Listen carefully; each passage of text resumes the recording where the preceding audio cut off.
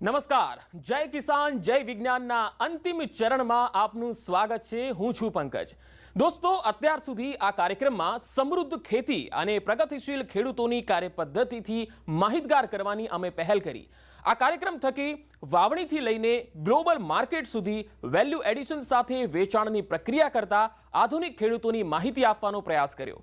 દેશમાં ખેતીના વિકાસમાં ગુજરાતનું મહત્વનું યોગદાન રહ્યું છે અને આધુનિક ટેકનોલોજીના ઉપયોગથી આ યોગદાન હવે વધુ સમૃદ્ધ બની રહ્યું છે।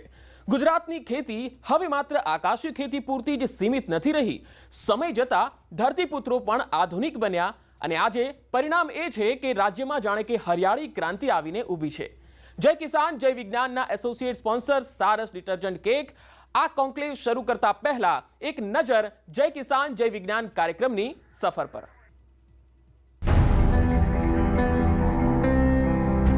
ગુજરાતમાં વિકાસની હરણફાળના દરેક તબક્કામાં કૃષિ ક્ષેત્ર એક ખૂબ જ મહત્વનો હિસ્સો છે। રાજ્યમાં હરિયાળી ક્રાંતિ અને આધુનિકતા લાવવા ખેતી આજે પણ પાયાનું અંગ ગણાય છે।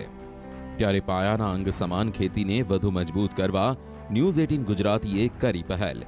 એક એવી પહેલ જેનાથી રાજ્યના ખેડૂતોને માર્ગદર્શન મળે, એક એવી પહેલ જેનાથી રાજ્યના ખૂણે ખૂણાના ખેડૂતો પડકારોને પહોંચી વળે, એ માટેની સચોટ માહિતી એટલે જય કિસાન જય વિજ્ઞાન કાર્યક્રમ। આ કાર્યક્રમમાં વાવણીથી લઈને લણણી સુધી અને ટ્રેક્ટરથી લઈને ટેકનોલોજી સુધીની તમામ માહિતી આવરી લઈને અમે રાજ્યના ખેડૂતોને આકાશ પર નિર્ભર નહીં પણ આત્મનિર્ભર બનવાના જુસ્સાનો સંચાર કર્યો। અમે કેટલાક એવા પ્રગતિશીલ ખેડૂતોને પણ મળ્યા જેઓએ વિજ્ઞાન અને ટેકનોલોજીનો સમન્વય સાધીને સફળ ખેતી કરી હોય। ખેતરમાં હરિયાળા અને લીલાછમ ઉત્પાદન માટે જરૂરી ખાતર, બિયારણ, જમીન ટેસ્ટિંગ, રાસાયણિક ખાતરો સહિતની જાણકારી ખેડૂતો માટે આશીર્વાદ સમાન બની રહી। આટલું જ નહીં, કોઈ ખેડૂતે અનોખી ખેતી કરી હોય, ખેતીમાં કંઈક નવું કરી બતાવ્યું હોય, એવા ખેડૂતોની કહાની જય કિસાન જય વિજ્ઞાન કાર્યક્રમમાં આવરી લેવાય, જેથી કરીને અન્ય ખેડૂતો પણ પોતાની ખેતીને સમૃદ્ધ બનાવી શકે। ખેતીમાં ટેકનોલોજીનો ઉપયોગ કેવી રીતે કરે છે એ જાણવા માટે અમારી ટીમોએ રાજ્યના ખૂણે ખૂણાના ખેતરો ખૂંદ્યા। અંતરિયાળ વિસ્તારના નાનામાં નાના ખેડૂતની પદ્ધતિ જાણી અને એમાંથી મદદરૂપ માહિતી અન્ય ખેડૂતો માટે ઉપયોગી સાબિત થઈ। પાકની તંદુરસ્તી માટે જમીન ગુણવત્તાની માપણી, કયા વાતાવરણમાં કયા પ્રકારનું વાવેતર કરવું, કઈ જમીનમાં કયો પાક માફક આવશે વગેરેની જાણકારી સાથે માહિતીસભર કાર્યક્રમ દર્શાવ્યો। કેટલાક ખેડૂતો એવા પણ હતા જેઓ આંગળીના ટેરવે એટલે કે સ્માર્ટ મોબાઈલથી ઘરે બેઠા પાકનો સારામાં સારો ભાવ લેતા હોય। ઉત્પાદન થયા બાદ બજારમાં સારામાં સારા ભાવે પાક વેચતા ખેડૂતોની કહાની સાથેનો કાર્યક્રમ રાજ્યના ખેડૂતો માટે જડીબુટીથી જરાય ઓછો નથી। જય કિસાન જય વિજ્ઞાન। તો ખેતી માટે વાવણી, લણણી અને વેચાણ આ ત્રણ મહત્વની પ્રક્રિયામાં ખેડૂતોને ટેકનોલોજી કઈ રીતે મદદરૂપ થઈ શકે એ જાણવું ખૂબ જરૂરી છે અને આ દરેક ખેડૂત માટે ખૂબ મહત્વનું છે। ત્યારે આજના કોન્ક્લેવમાં ખેતીની આધુનિકતા અને ટેકનોલોજી અંગે વિસ્તૃત માહિતી આપવા માટે આપણી સાથે જોડાયા છે કૃષિ વૈજ્ઞાનિક પ્રકાશભાઈ પટેલ। પ્રકાશભાઈ, આપનું સ્વાગત છે અમારા આ કોન્ક્લેવમાં। નમસ્કાર જી પ્રકાશભાઈ, સૌથી પહેલો સવાલ મારો આપને એ રહેશે કે કોઈ પણ પાક જ્યારે આપણે લઈએ છીએ ખેતીમાં ત્યારે જમીનની ચકાસણી કેટલું મહત્વ ધરાવે છે? હા, આપણે સૌ જાણીએ છીએ કે દરેક પાકને બેલેન્સ ન્યુટ્રિયન્ટની જરૂર હોય છે, એના પ્રોપર ગ્રોથ માટે બેલેન્સ ન્યુટ્રિયન્ટની જરૂર હોય છે। હવે આ ન્યુટ્રિયન્ટ છોડ જમીનમાંથી જ લેતો હોય છે। હવે જમીનની અંદર જો આપણે જોઈએ તો કુદરતે લગભગ 107 જાતના તત્વો જમીનની અંદર મૂકેલા છે। તેમાંથી છોડનું બંધારણ આપણે જો ચેક કરતા માલુમ પડ્યું છે કે લગભગ 90 પ્રકારના તત્વો છોડના બંધારણમાં હોય છે, પરંતુ છોડની પોતાના વિકાસ માટે જરૂરિયાત ફક્ત 17 તત્વોની હોય છે। આ 17 તત્વોમાં આપણે નાઇટ્રોજન, ફોસ્ફરસ, પોટાશ જે આપણે નોર્મલી આપણે ફર્ટિલાઇઝરના રૂપમાં આપતા હોઈએ છીએ, તેની સાથે calcium, magnesium, sulphur, carbon, nitrogen, oxygen આ મુખ્ય તત્વો છે। એના સિવાય બીજા 11 માઇક્રોન્યુટ્રિયન્ટ જેને આપણે કહીએ છીએ એ પ્રકારના તત્વો છે। હવે આ દરેક તત્વનું છોડના વિકાસમાં બહુ જ મહત્વ છે। જેમ કે આપણે નાઇટ્રોજનની વાત કરીએ તો નાઇટ્રોજન છોડની અંદર જે કોષ આવેલા છે કોષ દિવાલ બનવા માટે નાઇટ્રોજનની જરૂરિયાત હોય છે. જે માઇટોકોન્ડ્રિયા એટલે કે હરિતકણો જે કહેવાય, હરિતકણોના બંધારણ માટે પણ નાઇટ્રોજનની જરૂરિયાત હોય છે, જેથી કરીને છોડ સારો વિકાસ થઈ શકે. એટલે કે નાઇટ્રોજન છોડના વિકાસ માટે બહુ મહત્ત્વનો છે. એવી જ રીતે આપણે જો ફોસ્ફરસની વાત કરીએ તો સેલ મેમ્બ્રેન બનવા માટે માઇટોકોન્ડ્રિયા જે કોષ કેન્દ્રની અંદર હોય છે એ બધાના માટે, એના બંધારણ માટે ફોસ્ફરસની જરૂર હોય છે. સાથે ફ્લાવરિંગ ઇન્ડ્યુસ કરવા માટે, એટલે કે ફ્લાવરિંગ સાથે સાથે ફ્રૂટ ડેવલપ થવા માટે ફોસ્ફરસની જરૂર હોય છે. તો આવી રીતે ફોસ્ફરસ જે રિપ્રોડક્ટિવ ફેઝ કહીએ, એટલે કે ફ્લાવરિંગ અને પ્રોડક્શનની જે પ્રક્રિયા છે તેમાં ખૂબ મદદરૂપ થાય છે, એટલે એની પણ જરૂરિયાત છે. પોટાશની આપણે જો વાત કરીએ તો પોટાશ એ ક્વોલિટી માટે બહુ જરૂરી છે. સ્ટાર્ચ બનવા માટે પોટાશની બહુ જ મહત્ત્વપૂર્ણ એનો રોલ છે. એટલે કે જે સ્ટાર્ચયુક્ત પાક હોય, જેમ કે બટાકા, શેરડી, સુગર બીટ, આવા પાકમાં પોટાશની ખૂબ જરૂરિયાત હોય છે અને આપણે પોટાશ આપતા હોઈએ છીએ. હવે આપણો મુખ્ય પ્રશ્ન એ છે કે જમીનની ચકાસણી કેવી રીતે શા માટે કરવી જોઈએ? તો આ બધા તત્વોની જરૂર છે, સાથે માઇક્રોન્યુટ્રિયન્ટની પણ જરૂરિયાત હોય છે. હવે માન લો કે એક તત્વની ગેરહાજરી હોય તો બીજા તત્વને છોડ લઈ શકતો નથી. તો આવા સમયે આપણે બધા જ તત્વો અંદર સપ્રમાણ હોય એ બહુ જરૂરી છે. તો જમીનની ચકાસણીથી આપણને માલુમ પડશે કે જમીનની અંદર કયા તત્વની ઉણપ છે અથવા તો કયા તત્વો વધારે છે, જેથી કરીને આપણે બહારથી ન આપી અને આપણું ફર્ટિલાઇઝરનો ખર્ચો બચાવી શકીએ છીએ. એટલે આવી રીતે આપણે બેલેન્સ્ડ ન્યુટ્રિયન્ટ આપવા માટે, છોડના પ્રોપર વિકાસ માટે જમીન ચકાસણી કરીને પછી આપણે ખાતર આપીશું તો આપણને ફાયદો થશે. આના માટે જમીન ચકાસણીનું મહત્ત્વ છે. જી બિલકુલ. તો જય કિસાન જય વિજ્ઞાનના આ કાર્યક્રમમાં અમે ખેડૂતોને અપીલ કરી રહ્યા છીએ કે આપ બધા જ આ કાર્યક્રમમાં જોડાઈ જજો, કારણ કે હજુ ઘણી બધી ઉપયોગી માહિતી અમે આપને આપવાના છીએ. કારણ કે પાકને જ્યારે તમે વાવો છો ત્યારબાદ એ પાકને ખાતર આપો છો, બિયારણ આપો છો અને ત્યારબાદ પિયત આપો છો, પછી જ્યારે એ પાક માર્કેટ સુધી પહોંચે છે એ આખી પ્રક્રિયા કયા પ્રકારની હોય છે અને ખેડૂતોને પોતાના ઉત્પાદનમાં વધારો થાય, તેમની આવકમાં વધારો થાય, એના માટે શું વધારે કરી શકાય, વેલ્યુ એડિશન કઈ રીતે કરી શકાય, આ બધી જ માહિતી આપને ખૂબ સુંદર રીતે અને વિસ્તૃત રીતે મળવાની છે. આપણી સાથે ડોક્ટર NJ જાદવ, જે પ્રોફેસર છે કૃષિ યુનિવર્સિટી આણંદના, તેઓ પણ આપણી સાથે જોડાયેલા છે. ડોક્ટર NJ જાદવ કે તેમની સાથે પણ આપણે ચર્ચા કરીશું. પરંતુ સૌથી પહેલા પ્રકાશભાઈ, મારે આપની પાસેથી એ પણ જાણવું છે કે તમે જે વાત કરી કે જમીનની ચકાસણી કરવી જોઈએ જેથી વધારે ઉત્પાદન મળે અને જમીનની અંદર જે તત્વો છે એને ઓળખીને એ પ્રમાણે આપણે વાવેતર અને બિયારણ કરી શકીએ, પરંતુ બધા જ ખેડૂતોએ આ જરૂરી હોય છે ચકાસણી કરાવી? કારણ કે સૌરાષ્ટ્રના ઘણા બધા ખેડૂતો સાથે હું વાતચીત કરતો, એ લોકો કહે છે કે ભાઈ અમારે તો મગફળી ખૂબ વધી રહી છે, એનું ઉત્પાદન અમારે ખૂબ સારું થાય છે, એટલે જમીનની ચકાસણી ઘણી વખત એ લોકો એવોઇડ કરતા હોય છે. ચરોતરના જે ખેડૂતો હોય છે એ લોકો કહે છે કે ભાઈ અમારે તો કેળના અને તમાકુના પાક એટલા સારા ઉતરે છે, ચકાસણીમાં અમારે સમય નથી વેડફવો. તો ખરેખર આવા ખેડૂતોને કઈ રીતે સમજાવી શકાય? હા, અત્યારના સંજોગોમાં ઘણા ખેડૂતોને કાં તો એની પાસે એને નોલેજ નથી હોતું કે આ મારે ચકાસણી કરાવવી, અથવા તો એ કરાવતા નથી. પરંતુ જો ખરેખર આપણે ખેતીને ફાયદાકારક બનાવવી હોય, ખાતરની બચત કરવી હોય અને બેલેન્સ ન્યુટ્રિયન્ટ આપણે જો છોડને આપીને સારું ઉત્પાદન લેવું હોય તો જમીન ચકાસણી બહુ જ મહત્ત્વની છે. હવે માની લો કે આપણે એક એક્ઝામ્પલ લઈએ. મેં જેમ કહ્યું કે કાર્બોહાઈડ્રેટ બનાવતા પાકો, તેમાં પોટાશની ખૂબ જરૂરિયાત હોય છે. હવે આપણે જમીનની ચકાસણી નથી કરાવતા અને આપણને પોટાશ જમીનમાં છે કે નહીં આપણને ખબર નથી, તો આપણને ઉત્પાદનમાં લોસ જશે. એવી જ રીતે જે ઓઇલ સીડ ક્રોપ છે, કે તલ છે, મગફળી છે, દિવેલા છે, આ બધા પાકમાં સલ્ફર તત્વની જરૂર હોય છે. હવે સલ્ફર તત્વ માન લો કે આપણને જમીનમાં છે કે નહીં એ ખબર નથી, તો સલ્ફરની જો ઉણપ રહેશે તો આપણને ઓઇલ બનવાની પ્રક્રિયામાં એ અવરોધ થશે અને થોડુંક ઉત્પાદનમાં પણ આપણને નુકસાન જશે. તો આવી રીતે હું એવું સજેસ્ટ કરીશ કે જમીન ચકાસણી કરાવીએ તો આપણને ઇકોનોમિકલી આપણને ફાયદો થશે. બિલકુલ. ડોક્ટર NJ જાદવ પણ આપણી સાથે જોડાઈ ગયા છે. જાદવ સાહેબ, આપને પૂછવા માંગીશું કે જ્યારે ખેડૂત પોતાના ખેતરમાં વાવણીની શરૂઆત કરે છે ત્યારે વાવણીમાં કેવા પ્રકારનું બિયારણ વાપરવું? કારણ કે બિયારણને લઈને ઘણી વખત ખેડૂત થાપ ખાઈ જતો હોય છે અને એને ધાર્યું ઉત્પાદન નથી મળતું, એટલે આ ખૂબ મહત્વની બાબત છે જે આપની પાસેથી જાણવી છે. બિયારણ જે છે એ આપણે કહીએ છીએ કે ભાઈ જેનું બીજ બગડ્યું એનો પાક બગડ્યો, એવી એક ગુજરાતમાં કહેવાય છે. તો આ મુજબ બીજ જે છે, બિયારણ છે એ ઉત્તમ ક્વોલિટીનું, એટલે કે સારી વધારે ઉત્પાદન આપતી અને રોગ અને જીવાત સામે પ્રતિકારક શક્તિ ધરાવતી જે જાતો બહાર પાડવામાં આવેલી છે યુનિવર્સિટીઓ દ્વારા, એવા બિયારણોનો જો પસંદ કરવામાં આવે તો આપણે જે બીજા ખર્ચના યુનિટો જે છે, જેમ કે ખાતર છે, બિયારણ છે, પિયત છે, એ ખર્ચનું યોગ્ય વળતર ત્યારે જ મળી રહે કે જ્યારે પાકની સારી ઉચ્ચ ગુણવત્તા વાળી પસંદગી કરેલી જાતની પસંદગી કરી હોય.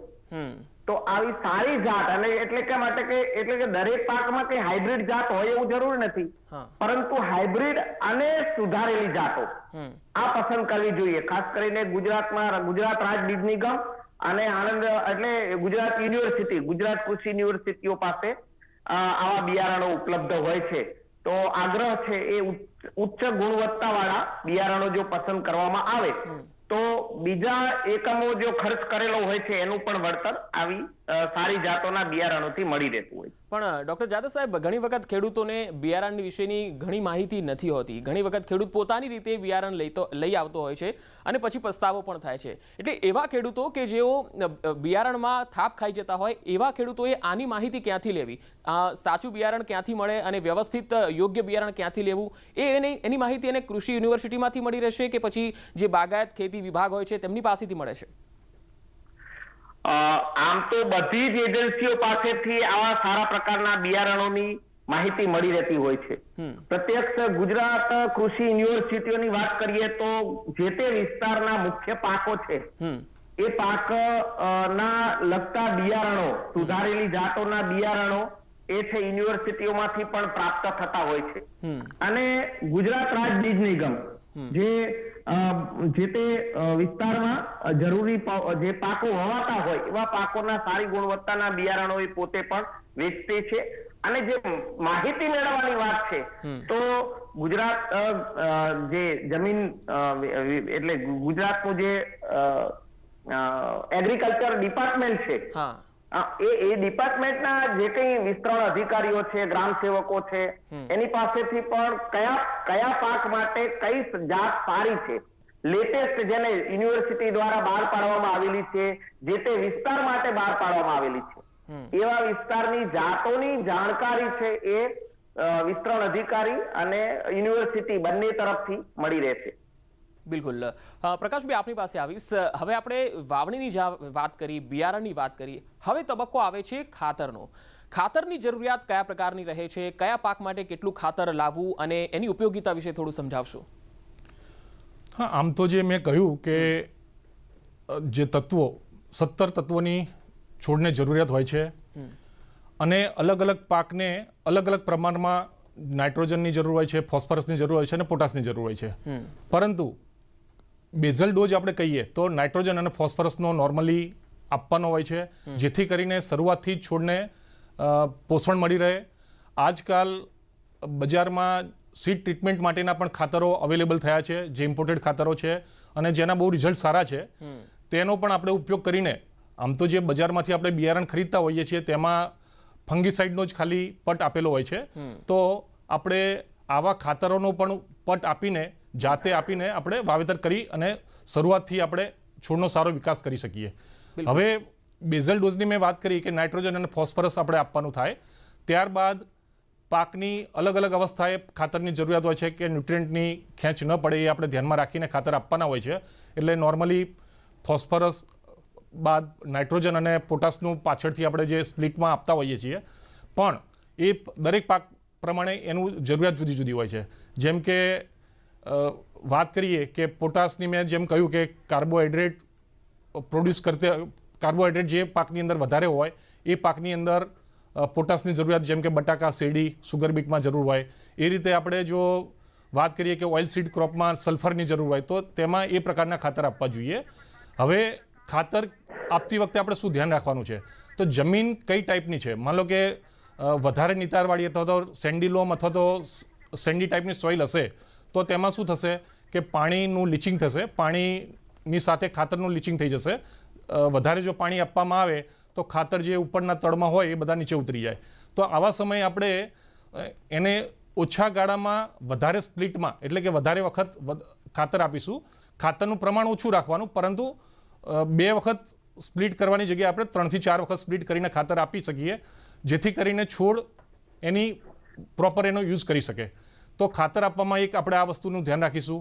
સાથે જેમ મેં વાત કરી કે 17 તત્વોની જરૂર છે, તો માઇક્રોન્યુટ્રિયન્ટ જે બીજા આપણે આપીશું માઇક્રોન્યુટ્રિયન્ટના રૂપમાં, જે પણ માર્કેટમાં અત્યારે અવેલેબલ છે, આપણને એ માઇક્રોન્યુટ્રિયન્ટ પણ દરેક પાકને જરૂરિયાત મુજબ આપણે આપવા જોઈએ.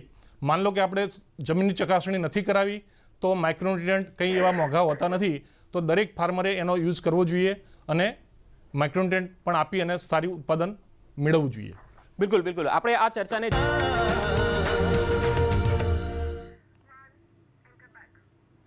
Welcome back. તો આપણી હાલ જે જય કિસાન જય વિજ્ઞાન કાર્યક્રમની સિરીઝને આગળ વધારીશું. આપણી સાથે ગેસ્ટ પેનલ પણ જોડાયેલી છે. ડોક્ટર એનજી જાદવ સાહેબ પણ જોડાયેલા છે અને સાથે સાથે પ્રકાશભાઈ પણ જોડાયેલા છે. જાદવ સાહેબ, સૌથી પહેલા હવે આપને પૂછીશ, ખાસ તો આપણે વાવણીની વાત કરી, ખાતરની વાત કરી, બિયારણની વાત કરી, હવે વાત છે પાણીની જરૂરિયાતની. કયા પાકને કેટલી પાણીની જરૂરિયાત હોય છે અને પિયતની જે પદ્ધતિ હોય છે એના વિશે જરા ખેડૂતોને માહિતી આપશો. આમ તો ચોમાસામાં જે ઉગાડતા પાકો હોય છે એમાં તો જો નિયમિત વરસાદ થાય, જરૂર મુજબના જો વરસાદ ચાલુ રહે તો કોઈ પણ પાકને પિયત આપવાની જરૂર પડતી નથી. પરંતુ કપાસ અને દિવેલા જે ચોમાસામાં વાવેલા હોય, પરંતુ જેવો વરસાદ પૂરો થઈ જાય એટલે લગભગ 30 દિવસના ગાળામાં આવા કપાસ, દિવેલા, શેરડી આવા લાંબા ગાળાના જે પાક છે એવા પાકને આપણે જરૂર મુજબ પાણી આપવું પડે.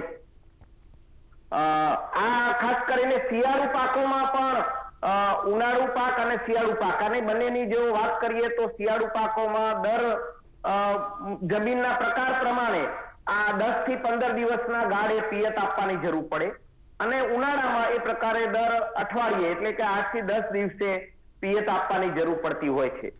ખાસ કરીને પિયત પદ્ધતિની વાત કરીએ તો ચીલા ચાલુ પદ્ધતિ એટલે જે રેલાવીને એટલે ઢાળિયા પદ્ધતિથી જે પાણી આપવાની વાત છે, એમાં પાણીનો વપરાશ ખૂબ થાય છે, વ્યય પણ ખૂબ થતો હોય છે.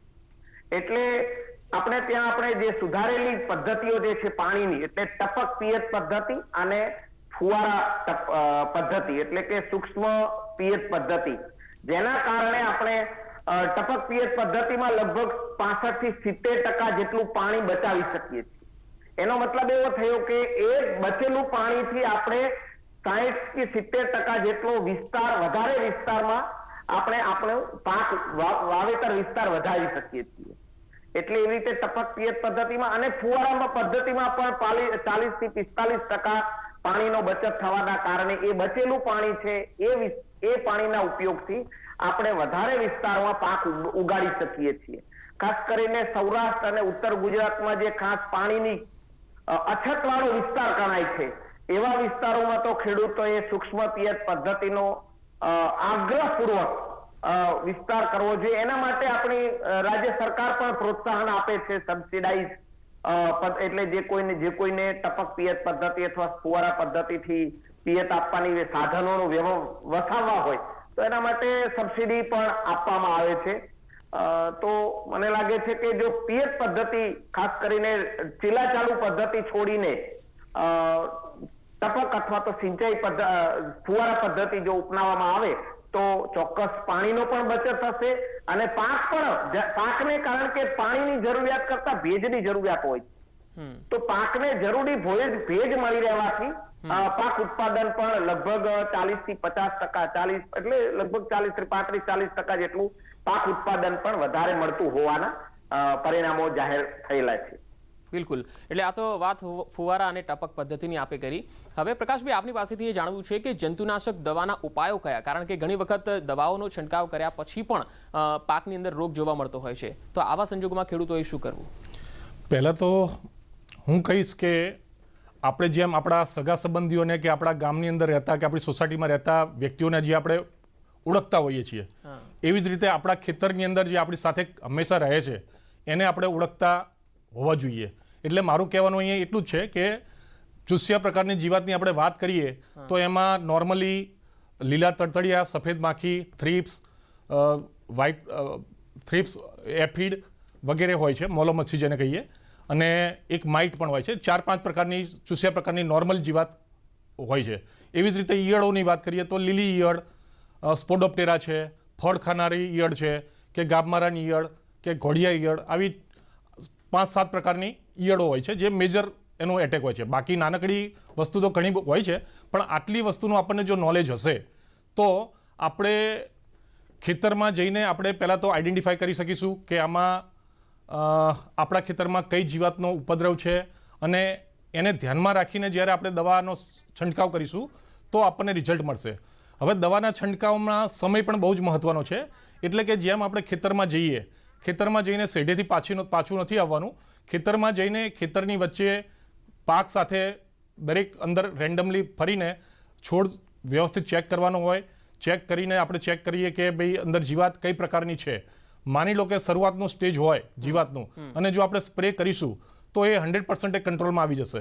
પરંતુ ઘણી વખત એવું થતું હોય છે કે ચૂસ્યા પ્રકારની જીવાત હોય અને આપણે સાથે ઈયળની પણ દવાનો સ્પ્રે કરતા હોઈએ છીએ.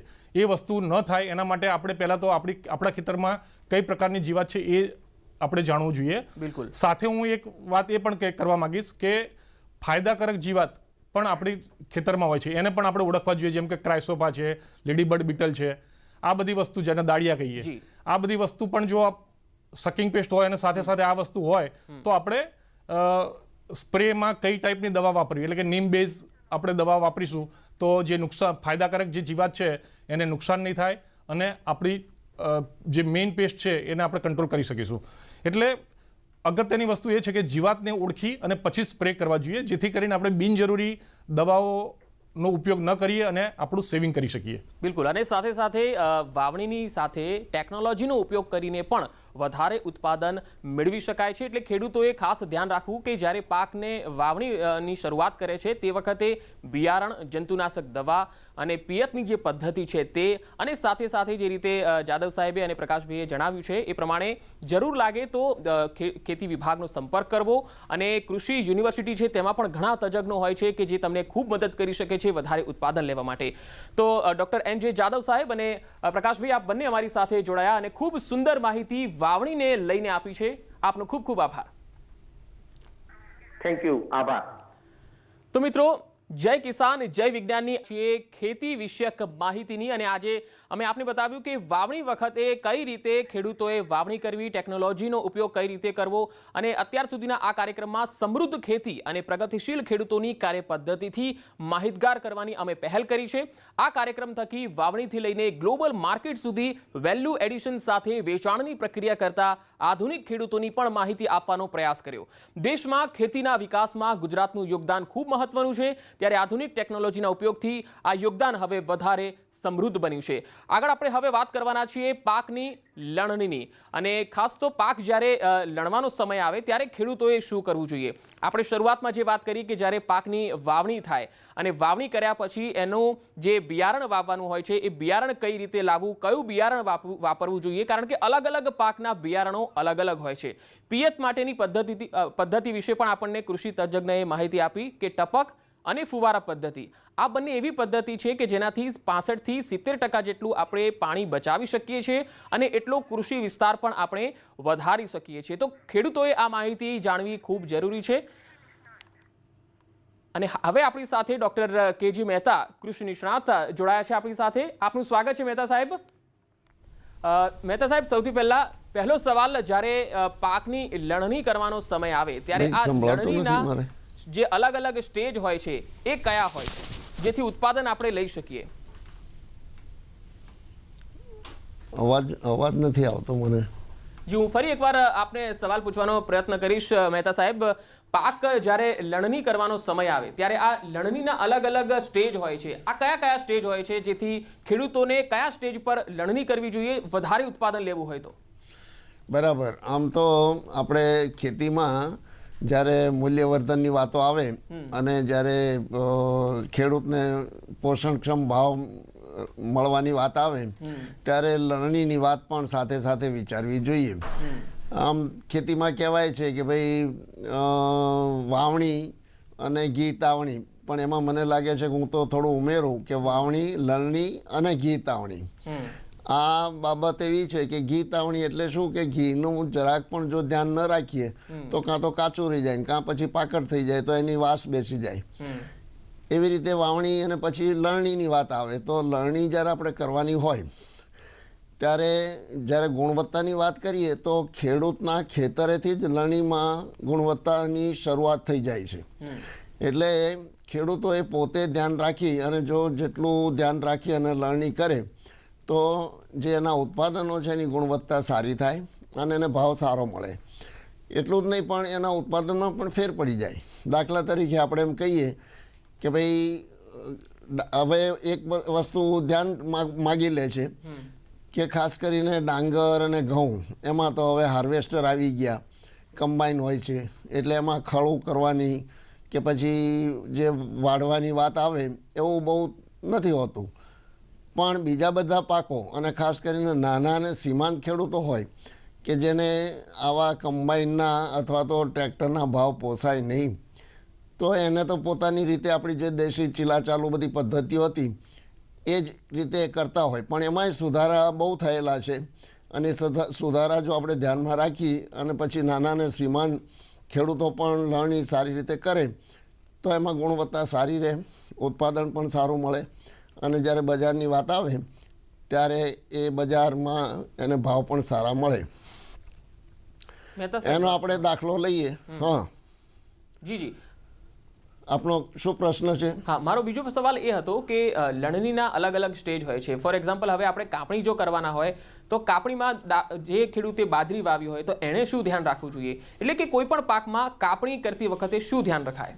હા, એટલે જો પાક છે ને, પાક જ્યારે પાકે ત્યારે લણણી કરવાની અથવા કાપણી કરવાની હોય, પણ એ આપણે જે પાક્યો એમ કહીએ, પાકવાની જે છે ને એના 3 સ્ટેજ હોય. એક તો ખાસ કરીને જેને બરાબર જે પાકવાનું સ્ટેજ છે એ એની આગળનું સ્ટેજ અને એક એની પાછળનું સ્ટેજ. હવે આગળનું સ્ટેજ આપણે જોઈએ તો શું થાય કે ઘણી વખત ખેડૂતોને એમ થાય કે ભાઈ મારું હું વહેલી કાપણી કરી લઉં, બજારમાં મારો માલ વહેલો પહોંચી જાય અને ભાવ મને સારા મળે. તો એ રીતે વહેલી કાપણી કરે તો શું થાય કે દાણાનું જે વજન હોય એ વજન બરાબર પકડે નહીં, દાણો બરાબર પોસાયેલો ના હોય. એટલે હવે એ માનો કે આપણે જોવું છે તો કઈ રીતે જોવાય? તો ભૌતિક રીતે આપણને ખબર પડવી, ખેડૂતને તો સામાન્ય રીતે જે છોડ હોય ને પાકનો એ છોડ પીળો પડી જાય, પછી ઉપરની ઊંબી હોય એ બરાબર એની પાકળ થઈ જાય એવું એને લાગે એટલે એમનો માને કે ભાઈ હવે વાઢ પડવાની તૈયારી થઈ ગઈ એટલે કાપણી કરવાની આપણે શરૂઆત કરવી. પણ ખરેખર એવું ઘણી વખત નથી હોતું.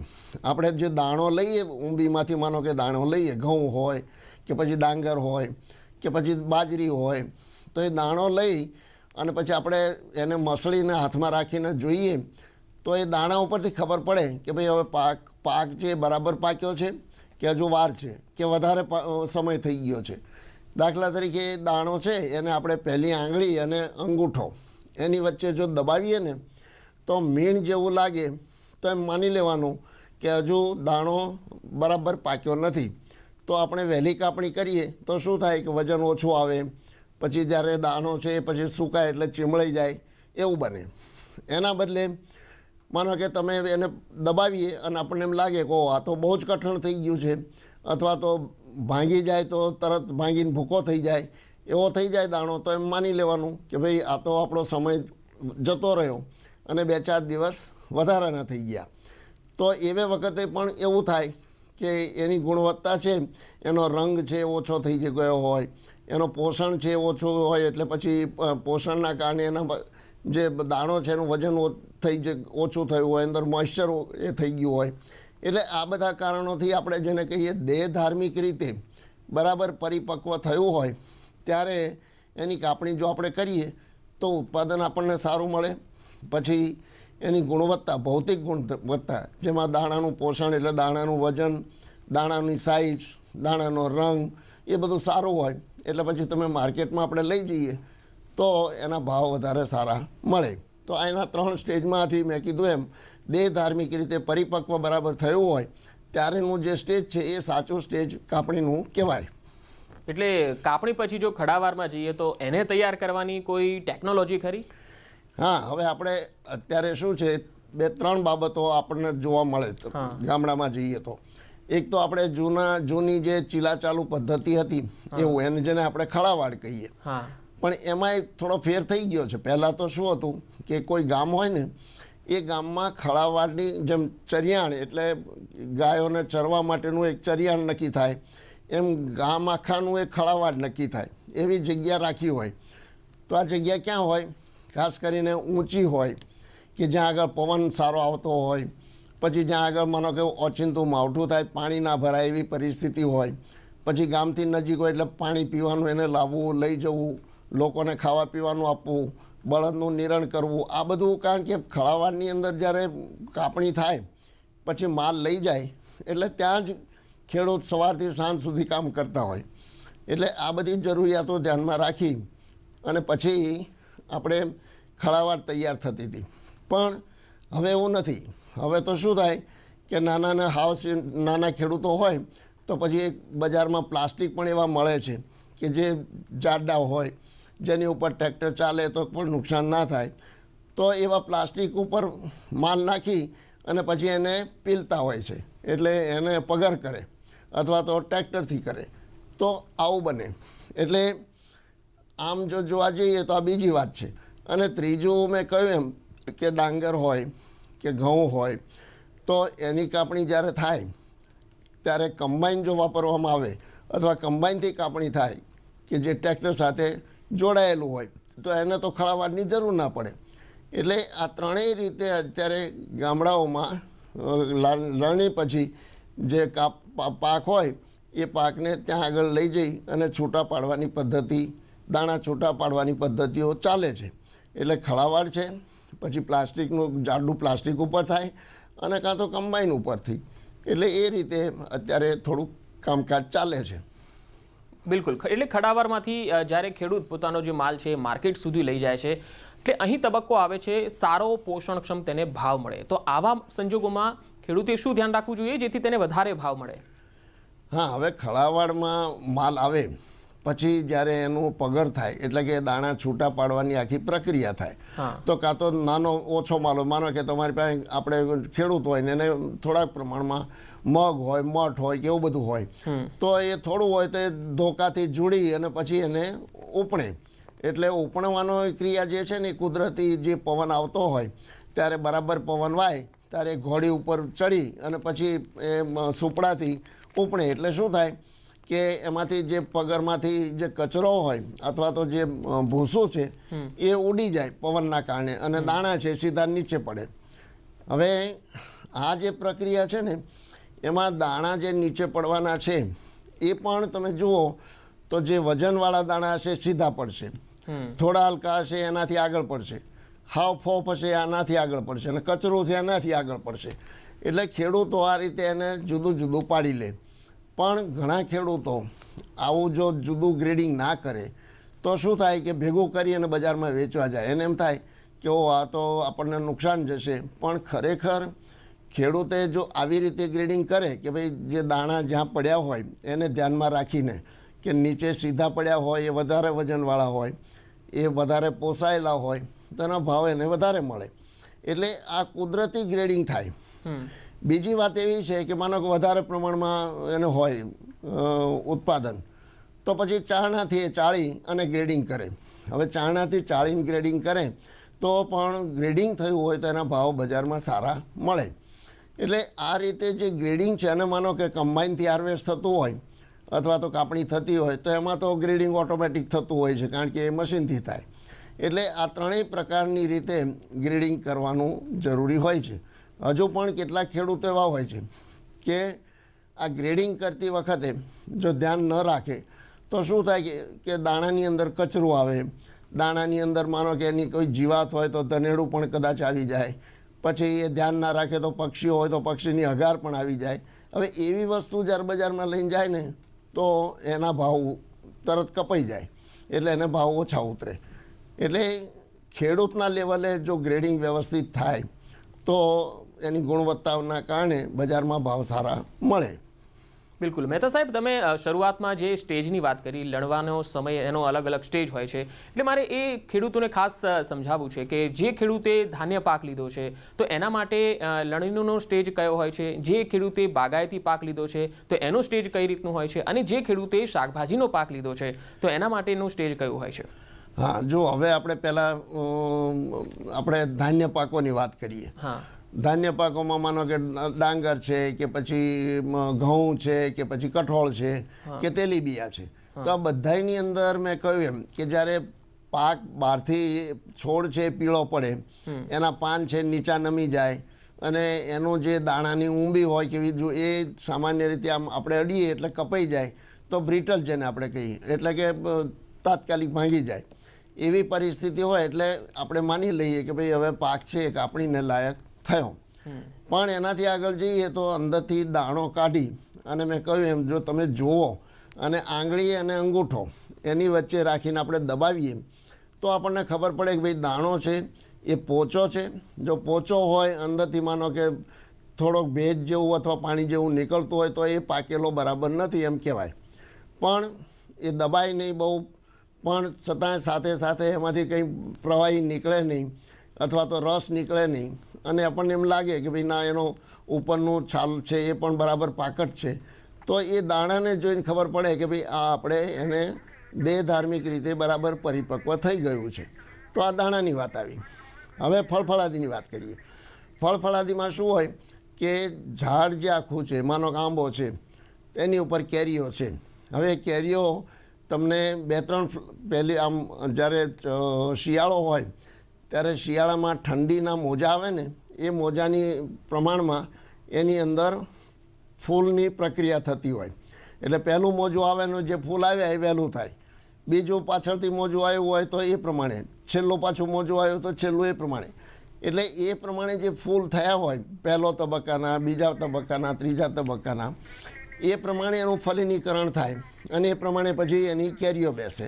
તો પહેલાંની કેરીઓ છે જ મોટી હોય, બીજાની વખતની એનાથી નાની હોય, ત્રીજાની એનાથી નાની હોય. હવે આ બધી કેરીઓ તમે જુઓ તો નાની મોટી તમને જોવા મળે, પણ એની જે પાકવાની પ્રક્રિયા છે ને એ ઝાડ આખામાં એક કાર્બનના કારણે એનું જે પ્રમાણ છે, નાઇટ્રોજન, કાર્બન એ બધાનું પ્રમાણ, એ જ્યારે બરાબર ગોઠવાઈ જાય ત્યારે એની પાકવાની પ્રક્રિયા શરૂ થઈ જાય. એટલે કે એની અંદર બધા ઓર્ગેનિક એસિડ જે હોય એ ખાસ કરીને કાર્બોહાઈડ્રેટમાં અથવા તો ફ્રુક્ટોઝમાં જેને આપણે કહીએ એમાં ફેરવાય. એટલે એમાંથી એક કેરી છે કે 2 કેરી છે એ ઉપરથી તમને પડે નીચે, અને પછી ખેડૂતને ખબર પડે કે ભાઈ આ એક ફળ પડ્યું એ બરાબર પાકેલું છે અને એને દેશી ભાષામાં શાખ કહેવાય છે. એટલે જો શાખ પડે એટલે આપણે માની લેવાનું કે હવે આંબો પાકી ગયો છે, એટલે એને વેડવાની શરૂઆત થઈ શકે. એવી રીતે તમારા દાડમ છે, બીજા બધામાં તમે જુઓ ફળની સાઇઝ ઉપરથી, પછી ફળને આપણે જોઈએ એટલે અંદરનો બી જે દાણા હોય, માનો દાડમ છે તો દાડમનો દાણો છે તો એ બરાબર પોસાયેલો છે, એ દાણાની અંદર પૂરતું પ્રવાહી રસ ભરાયેલો છે, એ જોઈએ એટલે ખબર પડે કે ભાઈ ના હવે આ દાડમ છે એ વેડવા લાયક થયા છે. એટલે આ સાઇઝ ઉપરથી, એના રંગ ઉપરથી અને શાક પડે એના ઉપરથી ફળફળાદીમાં આપણને જોવા મળે. શાકભાજી જે છે, શાકભાજીમાં તો લગભગ ચાલુ સિઝન હોય. બિલકુલ. દાખલા તરીકે રીંગણી છે, મરચી છે, ટામેટી છે, કે પછી માનો વેલાવાળા શાકભાજી હોય તો દૂધી, તુરિયા, ગલકા વગેરેમાં, તો એમાં ફૂલ જેમ જેમ આવતા જાય એમ થતું જાય. હવે એમાં 3 વાના છે કે જેની સાઇઝ છે એ સાઇઝ બિલકુલ નાની હોય તો શું થાય કે તમને એવી સાઇઝ તમને બજારમાં કદાચ સાઇઝ નાના કારણે કુમળી દેખાય, કુમળી એટલે લોકો લે, એના ભાવ પણ કદાચ આપે. જી મહેતા સાહેબ, હું આપની પાસે આવીશ. હાલ એક નાનકડા બ્રેક માટે આપણે રોકાઈ રહ્યા છીએ, પરંતુ દર્શકોને જણાવીએ કે આપણે વાત કરી રહ્યા છીએ પાકની લણણી લેતા વખતેના અલગ અલગ સ્ટેજ, અને ત્યાર પછી આપણે કાપણીની વાત કરી, ખડાવારથી માર્કેટમાં જતી વખતે કઈ રીતે વધારે ભાવ મળે એની પણ વાત કરી. આપણી સાથે કેજી મહેતા સાહેબ પણ જોડાયેલા છે, અને સાથે સાથે ડોક્ટર યોગેશ પવાર જેઓ કૃષિ વૈજ્ઞાનિક છે તેઓ પણ આપણી સાથે એક નાનકડા બ્રેક બાદ જોડાવાના છે. તો ક્યાંય જશું નહીં, ખૂબ જ ઉપયોગી માહિતી આપને મળવાની છે. મળીએ છીએ એક નાનકડા બ્રેક બાદ ફરી એકવાર આપનું સ્વાગત છે જય કિસાન જય વિજ્ઞાનની આ ખાસ કોન્ક્લેવમાં. આપણી સાથે જોડાયેલા છે ડોક્ટર યોગેશ પવાર, કૃષિ વૈજ્ઞાનિક, અને કેજી મહેતા, કૃષિ નિષ્ણાત. ડોક્ટર યોગેશ, આપનું પણ સ્વાગત છે, કારણ કે હમણાં જ આપ જોડાયા છો. અને હવે આપની પાસે હું આવીશ ડોક્ટર યોગેશજી, કારણ કે ખેડૂતની જ્યાં સુધી અમે વાત કરી છે પાકના લણણીના અલગ અલગ સ્ટેજની કાપણીની, હવે આપની પાસેથી મારે એ જાણવું છે કે ખેડૂત ઘણી વખત પાક વાવતો હોય છે અને અડધો તબક્કો એનો પૂરો પણ થઈ જતો હોય છે, પણ કમોસમી વરસાદ, ઘણી વખત માવઠું આવી જાય અને વાતાવરણની જે અસર છે એ પડતી હોય છે. તો લણણીમાં વાતાવરણની કોઈ અસર હોય છે તો એમાં ખેડૂતોએ તકેદારીના ભાગરૂપે શું કરવું? પાકોની અંદર જે લણણી અવસ્થા છે એ અવસ્થા એટલે આપણે ખેતર ઉપર એ છેલ્લી અવસ્થા આપણે ગણાય છે, કેમ કે ત્યારબાદ થ્રેશિંગ કર્યા પછી એ માલ જે છે એનું જે ઉત્પાદન છે, પાક ઉત્પાદન, એ બજાર અથવા પ્રોસેસિંગ અથવા સ્ટોરમાં લઈ જવામાં આવે છે. તો એ સ્ટેજમાં જે આપણે જે વાતાવરણની જયારે વાત કરીએ, હાલમાં આપણે જોઈ રહ્યા છે દરેક સિઝનમાં જે વાતાવરણમાં જે ક્લાઇમેટ ચેન્જની અસર થાય છે, તો ક્લાઇમેટ ચેન્જના લીધે ઘણા બધા પાકોની અંદર શિયાળા ઋતુમાં જયારે વાદળછાયું વાતાવરણ બને અથવા કમોસમી વરસાદ હોય, તો એવી જે વાતાવરણની જે અસર છે એના લીધે આ જે હાર્વેસ્ટિંગ સ્ટેજ છે, જે લણની અવસ્થા છે પાકની, તો એ અવસ્થામાં મોટા ભાગનું નુકસાન આપણને જોવા મળે છે. તો તે માટે હવે ખરેખર ખેડૂત મિત્રોએ જે આની અંદર સૌથી પહેલા તો જયારે આપણે જાતોની પસંદગી કરીએ છીએ, તો એ અવસ્થાથી જ આપણે જે ટૂંકા ગાળાની જાતો હોય કે જેમાં આપણે વધારે પડતે પાકવા માટે સમય નહીં જાય, તો એવી જાતોની આપણે જો શરૂઆતથી જો પસંદગી કરીએ તો આપણે છેલ્લી અવસ્થામાં જે નુકસાન થવાની શક્યતા હોય છે એને આપણે ઘટાડો કરી શકાય. ત્યારબાદ આપણે શિયાળા ઋતુમાં આ વર્ષે આપણે જોયું કે જે જીરું જેવા પાકો છે કે બટાકા જેવા પાકો છે, એવા પાકોની અંદર જયારે વાદળછાયું વાતાવરણ બન્યું એના પછી એમાં ચરમીના રોગો હોય અથવા સુકારાના રોગો છે, તો અથવા વરિયાળી જેવા પાકોમાં ગુંદરિયાના રોગના જેવા પ્રશ્નો હોય, તો એવા પ્રશ્નોને આપણે ઘટાડવા માટે આપણે પહેલાથી જ એના માટે આપણે આયોજન કરવાની જરૂર છે. જયારે આપણે આગાહી હોય વાતાવરણમાં કે આવી રીતે બદલાવ આવવાની શક્યતા હોય છે, તો એના પહેલા જ આપણે જે શરૂઆતના પ્રાથમિક પગલાના રૂપે આપણે એની અંદર જે સિસ્ટેમિક ફૂગનાશક દવાઓ હોય છે એવા દવાઓનો આપણે છંટકાવ કરવાની જરૂર છે, જેથી પાકોની અંદર આવા જે પ્રશ્નો વાતાવરણ બદલ થયા પછીના જે પ્રશ્નો આવવાના છે એમાંથી આપણે ઘટાડો કરી શકાય છે, જેથી આપણે છેલ્લી અવસ્થામાં જે પાકનું નુકસાન થાય છે એ આપણે બચાવી શકાય છે. તો આ એક ખાસ ખેડૂતે આવી પદ્ધતિમાં. પણ ડોક્ટર પવાર સાહેબ, લણણીમાં કોઈ ટેકનોલોજીનો ઉપયોગ કરવો હોય, વધારે ઉત્પાદન લેવું હોય, તો એવી કોઈ ટેકનોલોજી હાલમાં ખરી? એની ખેડૂતોને માહિતી આપશો. ઓકે, ટેકનોલોજીની જયારે વાત હોય છે તો આપણે જોઈએ છે કે દરેક પાકની અંદર જે અલગ અલગ ઇમ્પ્લિમેન્ટ જે વાપરવામાં આવે છે હાર્વેસ્ટિંગ માટે, તો એની અંદર આપના 85% જેટલા ભારતના જે ખેડૂતો છે એ સ્મોલ અથવા માર્જિનલ કેટેગરીમાં ગણાય છે. એટલે કે આપણા પાસે બીજા દેશોને જયારે આપણે કમ્પેરિઝન કરીએ તો ત્યાં મશીનરીથી મોટા ભાગનું જે કાપણીની જે ઓપરેશન છે કરવામાં આવે છે, જેનાથી એ લોકોના ત્યાં ખર્ચમાં બી બચત થાય છે અને જે કાપણીમાં જે નુકસાન થાય છે એમાં પણ આપણે ઘટાડો એનાથી કરી શકાય છે. કેમ કે આપણે જયારે હોર્ટિકલ્ચરની જયારે વાત કરીએ તો બાગાયતી પાકોની અંદર 23 થી 25% જેટલું પોસ્ટ હાર્વેસ્ટ લોસેસ આપણે થાય છે ઇન્ડિયાની અંદર. તો એવા જે પ્રશ્નો છે તો એના માટે આપણે ખરેખર જે મશીનરીનો ઉપયોગ આપણે એની અંદર કરવામાં આવે કે જયારે જનરલી હાલ આપણે વાત કરીએ તો ઘઉંના પાકની કાપની અવસ્થા હોય છે, તો એ વખતે આપણે મેન્યુઅલી આપણે મજૂરો પાસેથી એનું કાપણી કરવામાં આવે છે. તો એની જગ્યાએ આપણે જોઈએ છે કે કમ્બાઇન્ડ હાર્વેસ્ટર પણ આવે છે, જેનાથી તમારું કાપણીનું બી ઓપરેશન પૂરું થાય છે અને થ્રેશિંગનું પણ કામ ખેડૂતોનું એમાંથી થઈ શકે છે. પણ એના માટે જે ખેતરો છે એ મોટા હોય તો ખૂબ એમાં સરળતા રહે છે. તો એવી રીતે મશીનરીના ઉપયોગ થકી આપણે એમાં જે કાપની અવસ્થામાં જે નુકસાન થવાનું છે એમાં આપણે ઘટાડો કરી શકાય. ત્યારબાદ હવે બટાકાને પણ કાઢની ચાલુ હોય છે અલગ અલગ જિલ્લાઓની અંદર, તો એની અંદર પણ ડિગરથી ખેડૂત મિત્રો બટાકા મશીનરી જે છે ડિગરથી એ લોકો હાર્વેસ્ટિંગ એનું કરે છે બટાકાની કાઢની. તો એના થકી આપણે બટાકામાં જે નુકસાન થાય છે એમાં આપણે ઘટાડો કરી શકાય, કેમ કે આને લેબરનો જે કોસ્ટ છે, મજૂરી જે જાય છે એમાં પણ આપણે એ મશીનરી દ્વારા બચત કરી શકાય. ત્યારબાદ જે ચાપ કટર જેવી ટ્રેક્ટર ઓપરેટેડ ચાપ કટર છે કે મોટા પાયા ઉપર કોઈ તબેલા લાઈવ સ્ટોક કરતા હોય ખેડૂતો, તો એની અંદર જો ટ્રેક્ટર ઓપરેટેડ ચાપ કટર જેવી મશીનરીનો ઉપયોગ કરે તો કલાકમાં એ લોકો 1 ટન સુધીનો માલ જે ઘાસચારો છે એ કટિંગ કરીને એનું ડાયરેક્ટ આપણે પશુઓને આપણે આપી શકાય. એટલે કે ટાઈમ અને ખર્ચમાં પણ આપણે એમાં બચત કરી શકાય છે. બિલકુલ. મહેતા સાહેબ, આપની પાસે જાણવું છે, ડોક્ટર યોગેશજીએ વાત કરી ટેકનોલોજીની, પણ આપણા ગુજરાતના ખેડૂતો ટેકનોસેવી પણ છે. ઘણા ખેડૂતો આધુનિક ટેકનોલોજી અપનાવી રહ્યા છે, પણ ઘણા હજુ પણ ટેકનોલોજીનો ઉપયોગ કરવાથી વંચિત છે અથવા તો તેમની માહિતી નથી. તો એવા ખેડૂતો કે જે ટેકનોલોજીનો ઉપયોગ કરતા થાય, એવા ખેડૂતોને આપ કોઈ સંદેશ આપવા માંગશો? હા, આમ તો શું છે કે આપણા ત્યાં જે નાના અને સીમાંત ખેડૂતો છે એ મોટે ભાગે આવી ટેકનોલોજીનો ઉપયોગ ઓછા કરતા હોય છે, કારણ કે એમની પાસે જે આવા સાધનો પોતાના હોતા નથી, ભાડે લાવવા પડે તો ભાડે એને કદાચ ભાડું પોસાતું ના હોય, એટલે એવું બને કે ભાઈ આના કારણે એ પોતે પોતાની રીતે જે કંઈ એમના પાસેની સંસાધનો છે એનો ઉપયોગ કરી અને એ રીતે કાપણી કરે કે એનું ખાસ કરીને માલ તૈયાર કરે. પણ એમાં જે વાત થઈ એ પ્રમાણે કે હવે જ્યારે મશીનરી આપણને મળે છે તો એ મશીનરીમાં એટલું ધ્યાન રાખીને મશીનરી તૈયાર કરવામાં આવે છે કે જે આવા જે લોસીસ હોય, ખાસ કરીને જે નુકસાન થતું હોય જ્યાં તો એ નુકસાન ન થાય એ ધ્યાનમાં રાખીને મશીનરી તૈયાર થાય.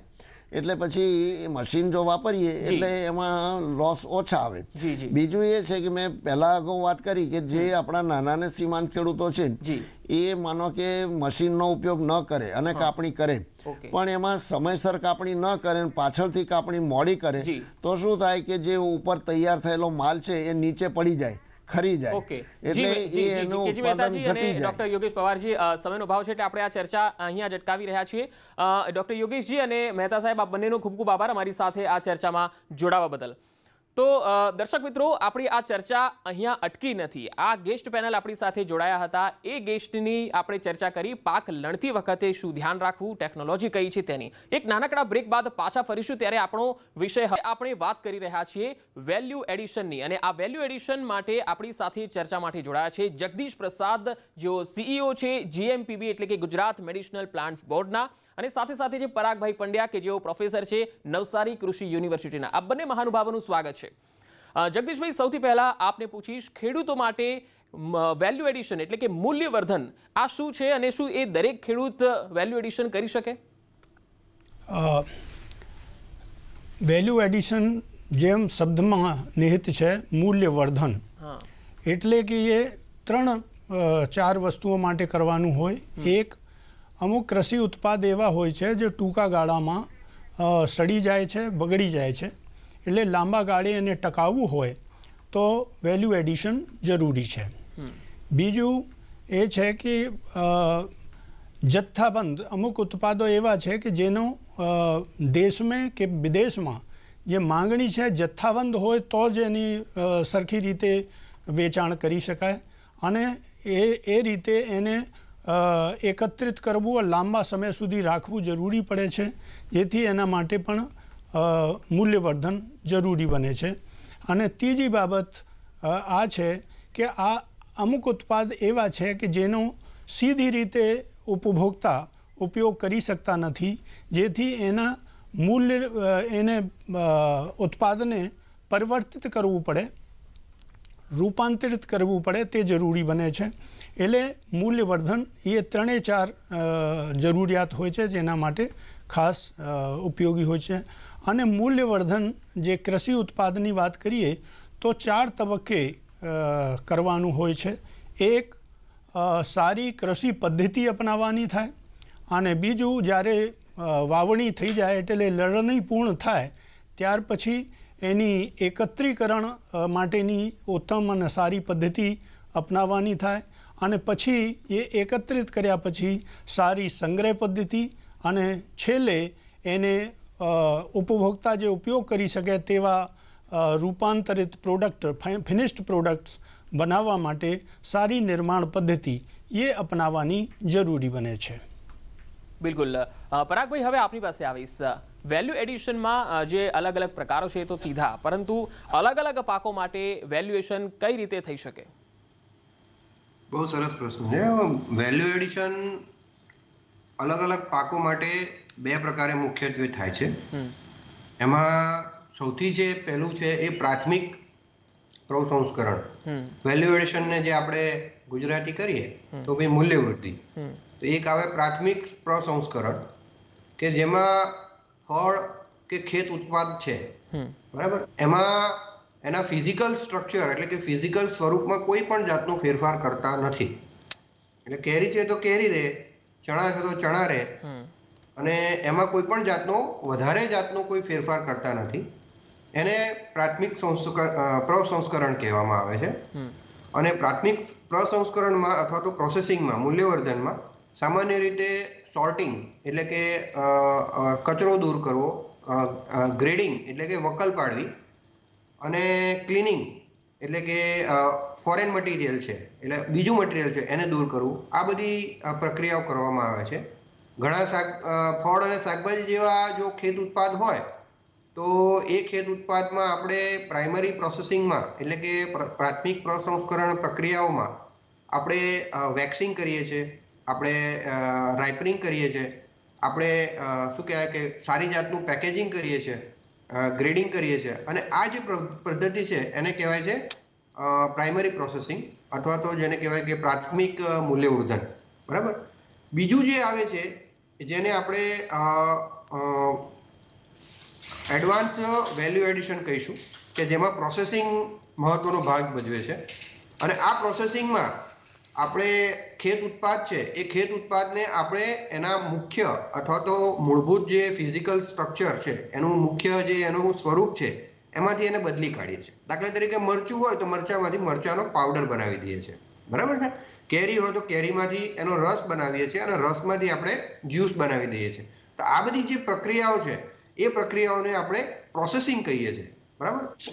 તો આ જે વેલ્યુ એડિશન અને પ્રોસેસિંગ છે એ વેલ્યુ એડિશન અને પ્રોસેસિંગ બે મુખ્ય રીતે કરવામાં આવે છે. જે પ્રોસેસિંગની પદ્ધતિ છે એમાં જે પ્રક્રિયાઓ છે એ છે ડ્રાઈંગ છે, પછી કેનિંગ છે, બોટલિંગ છે, પિકલિંગ એટલે કે અથાણા બનાવવા, ફ્રોઝન કરી દેવું એટલે કે ફ્રીઝિંગ કરી દેવું, બ્રાઇન મીઠાના દ્રાવણની અંદર એને બોળી લેવું. હવે તો ઇરિડિયેશન અને શું કહેવાય કે ડ્રાઇંગની વિવિધ પદ્ધતિઓ, માઇક્રોવેવ ડ્રાઇંગ મેથડ્સ પણ આમાં ઇન્ક્લુડ થઈ ગઈ છે. તો આવી રીતે આપણે અલગ અલગ પદ્ધતિઓ દ્વારા એનું વેલ્યુ એડિશન કરી શકીએ છીએ. આજે આપણે આ મૂલ્ય વૃદ્ધિનું મુખ્ય ફાળો છે કે જેને કારણે અમૂલ જેવી મોટી સહકારી સંસ્થા આટલું બધું આખા દેશમાંથી દૂધ એકત્રીકરણ કરી અને એને મૂલ્યવર્ધન કરી અલગ અલગ પ્રોડક્ટ તરીકે વેચી શકે છે. દાખલા તરીકે પ્રાઇમરી પ્રોસેસિંગ કરીને અલગ અલગ દૂધમાં પરિવર્તન કરીને એ આપણને સર્વ કરી શકે છે. આ ઉપરાંત એ માખણ, ઘી તેમજ વિવિધ વાનગીઓ પણ બનાવીને પણ આપણને સર્વ કરી શકે છે. તો એ મૂલ્યવર્ધન એ જ બધી પ્રક્રિયાઓ છે કે જેનાથી આપણે દૂધ જેવી પેરિશેબલ, તરત બગડી જાય, સાહેબે કીધું, જગદીશભાઈ સાહેબે, કે તરત બગડી જાય એવી આઈટમ છે એમાં પ્રસંસ્કરણ અથવા તો મૂલ્યવર્ધન કરવું જરૂરી છે. તો આ મૂલ્યવર્ધન કરેલી પ્રક્રિયાઓને કારણે જ દૂધ જેવી પેરિશેબલ પ્રોડક્ટ કે તરત જ જે કર્ડિંગ થઈ જાય, ખાટું થઈ જાય, બરાબર, એને આપણે લાંબો સમય સુધી ટકાવી શકીએ છીએ, બરાબર. આટલા બધા આ જે પેન્ડેમિક કન્ડિશન આવી કોરોનામાં, છતાં પણ આપણને ફળ, ફળાદી અને શાકભાજીનું, ખાસ કરીને દૂધનું કોઈ પણ જાતની આપણને તકલીફ પડી નથી. એનું મુખ્ય કારણ જો હોય તો એનો જે આખો શ્રેય છે એ ટેકનોલોજી અને ખાસ કરીને જે મૂલ્યવર્ધન માટેની જે ટેકનોલોજી છે એને જાય છે. બિલકુલ. જગદીશભાઈ, આપણી પાસે આવીશ. મૂલ્યવર્ધનની જ્યાં સુધી અલગ અલગ પદ્ધતિઓની વાત કરી છે પરાગભાઈએ, આપણી પાસેથી જાણવી છે કે આપણો જે ખેડૂત છે એ ગામડામાં રહેતો ખેડૂત છે અને ગ્રામીણ સ્તરે સામૂહિક મૂલ્યવર્ધન માટે વધારે શું થઈ શકે? બહુ સરસ વાત કરેલી છે કે દરેક કિસાન, ખાસ કરીને નાના અને સીમાંત ખેડૂતો છે, એ પોતે પોતાના પ્રોડક્ટનું મૂલ્યવર્ધન કરી શકે તેમ નથી. કેમ કે મૂલ્યવર્ધનમાં જેમ સાહેબે વાત કરી, ઘણી બધી પ્રક્રિયાઓ ઇન્વોલ્વ છે અને એ દરેક ખેડૂત જાતે પોતાને મેળે કરી શકે એ સંભવ બનતું નથી. એટલે 3 પ્રકારની પદ્ધતિઓ બજારમાં પ્રચલિત છે. એક જે મોટા ખેડૂતો છે એ પોતે નિષ્ણાતોની મદદ લઈને પોતે ઉત્પાદન કરી છે, એના વર્ધન કરે છે અને પછી પોતે માર્કેટિંગ કરતા હોય છે. બીજા છે કોન્ટ્રાક્ટ ફાર્મિંગ. એટલે એમાં કોઈ પણ સંસ્થા અથવા તો કોઈ નિષ્ણાત વ્યક્તિ એ કિસાનોના સમૂહ જોડે કરાર કરી લેતા હોય છે અને પછી કિસાનો પાસેથી એવી ઔષધીય અથવા તો એવા કૃષિ ઉત્પાદ પેદા કરાવે છે કે જે બજાર આધારિત હોય, યાની બજારમાં જે વસ્તુની માંગણી હોય તો એ માંગણી મુજબના જ પ્રોડક્ટ તૈયાર કરે છે. એટલે એને કોઈ માર્કેટિંગની પ્રોબ્લેમ થતી નથી. ધારો કે કોઈ ફાર્મેસી 8-10 ફાર્મેસીઓ છે જેની જે ડિમાન્ડ હોય એ તમામ માંગણીઓ મુજબનો જ કૃષિ ઉત્પાદન કરશે અને તે મુજબનો જ મૂલ્યવર્ધન કરીને એને પેકેજ ફોર્મમાં કે રો મટીરિયલ ફોર્મમાં જે રીતના માંગણી હોય તે રીતના સપ્લાય કરે છે. ત્રીજી પદ્ધતિ જે પ્રચલિત છે એ છે કે કિસાનોના એક સમૂહ છે, મોટા ભાગના 10, 15, 20 કિસાનો કોઈ પણ વનસ્પતિઓનો ઉત્પાદન કરી રહ્યા છે. હવે કિસાન જાતે જ પોતાનો એક સમૂહ બનાવી શકે જેને આપણે સ્વસહાય જૂથ કહી શકીએ અથવા તો એપીઓઝ આજકાલ બહુ પ્રચલિત થયા છે, ફાર્મર્સ પ્રોડ્યુસર્સ ઓર્ગેનાઇઝેશન, એ બનાવી શકે. અથવા તો એ પૈકીનો કોઈ એન્ટરપ્રેન્યોર હોય જે સારો રસ ધરાવતું હોય તે કિસાનો અને જે ખરેખર ઉપભોક્તાઓ છે ફાર્મેસીઓ એના વચ્ચેની લિંક બની શકે. એટલે એ રીતે કરતા હોય છે અને એ જે સંસ્થા છે એ નિષ્ણાતોની મદદ લઈને આ કામગીરી કરી શકે. તો આમ 3 પ્રકારથી એ પદ્ધતિ અમલમાં છે. ખેડૂતો જાતે કરી શકે, કોન્ટ્રાક્ટ ફાર્મિંગ થઈ શકે અથવા તો સામૂહિક ખેતી કિસાનોનો જેને પીપલ્સ ઓર્ગેનાઇઝેશન કહીએ છીએ, લોકોની સંસ્થા, એ મારફતે પણ કરી શકે છે. બિલકુલ. પરાગભાઈ, જે રીતે વાત કરી જગદીશભાઈએ અલગ અલગ 3 પદ્ધતિઓની, પણ આપણા ગુજરાતની જ્યાં સુધી વાત છે, ગુજરાતના પરિપ્રેક્ષ્યમાં વેલ્યુ એડિશનનો સ્કોપ ખેડૂતો માટે કેટલો છે અને ખાસ તો કયા કયા પાકો માટે વેલ્યુ એડિશન થઈ શકે? બહુ સરસ. આમ જોવા જઈએ તો ભારતની અંદર આશરે 31,095 લાખ મેટ્રિક ટન કૃષિ પેદાશ ઉત્પન્ન થાય છે. ખાસ કરીને ફળ, હોર્ટિકલ્ચર પ્રોડ્યુસની વાત કરીએ અને આપણું ગુજરાત પાસે ખાસ કરીને દક્ષિણ ગુજરાત એ હોર્ટિકલ્ચર બાઉલ કહેવામાં આવે છે અને એ છે તે હોર્ટિકલ્ચર પ્રોડ્યુસ તરીકે બાઉલ છે અને એ બાઉલમાં અંદર આપણી પાસે કેળા, કેરી, ચીકુ, દાડમ જેવા ફળ પાકો છે, પપૈયા જેવા ફળ પાકો છે અને આ ઉપરાંત શાકભાજી, વિવિધ પ્રકારના શાકભાજી આપણી પાસે ખૂબ સારા પ્રમાણમાં અને સારી રીતે ઉત્પન્ન થાય છે.